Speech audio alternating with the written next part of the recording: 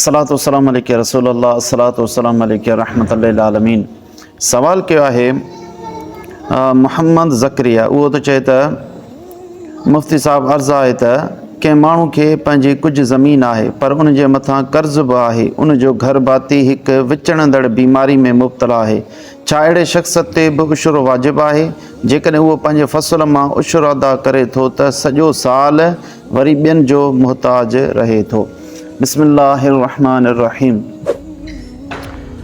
जेको सवाल कयो वियो आहे, अगरची उहो कर्ज़ी आहे या बीमारी में मुब्तला आहे, इन सां उशरे ते को बि फ़र्क़ु न पवंदो, उन जे मथां उशर वाजिबु आहे।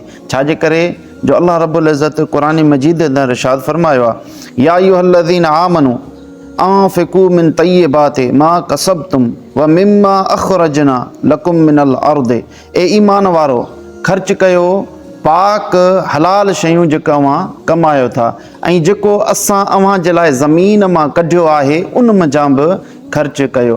हाणे हिन में मां आम आहे, यानी जो कुझु ज़मीन मां असां अव्हां जे लाइ कढियो आहे उन मां ख़र्च कयो। हाणे इन में इहो क़ैद न आहे त बीमारी आहे या न। अहिड़ी तरीक़े सां शामी जे अंदरि आहे व यजिबु मअ दैन, उशरो वाजिबु थींदो आहे कर्ज़ सां गॾु बि, भली उहो कर्ज़ी आहे त बि जेकॾहिं उन जी पोख लथी आहे त पोख ते उन जे उशरो ॾियणु लाज़िम आहे। फतावा हिंदिया जे अंदरि आहे व यजिबुल उशरो इंद अबी हनीफ़त रहमहुल्लाह तआला फी कुल्ल मा तुख़रिजुहुल अर्दु मिनल हिंतति व शईर। फतावा हिंदिया जे अंदरि आहे त उशरो वाजिबु आहे इमाम आज़म अबू हनीफ़ा रहमहुल्लाह ताला वटि हर उन शइ जे अंदरि जेका ज़मीन मां पैदावार थिए थी, पोइ चाहे कणिक हुजे या जव हुजनि।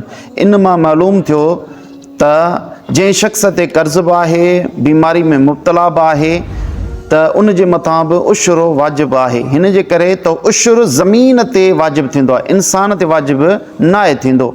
इन करे इन में निसाब जो बि शर्त न आहे, जेका पैदावार थींदी उन जे मथां उशर वाजिबु आहे। जेकॾहिं सुठी नीयत सां उशर अदा करण जो पको इरादो कंदो, इंशा अल्लाह कर्ज़ बि लही वेंदा, ऐं उन जे करे ई ख़ैरात करण जे करे ई अल्लाह रब्बुल इज़्ज़त बीमारियुनि खां बि निजात अता फ़रमाए छॾींदो। अल्लाह रब्बुल इज़्ज़त इंशा अल्लाह असांखे अमल करण जी तौफ़ीक़ अता फ़रमाए।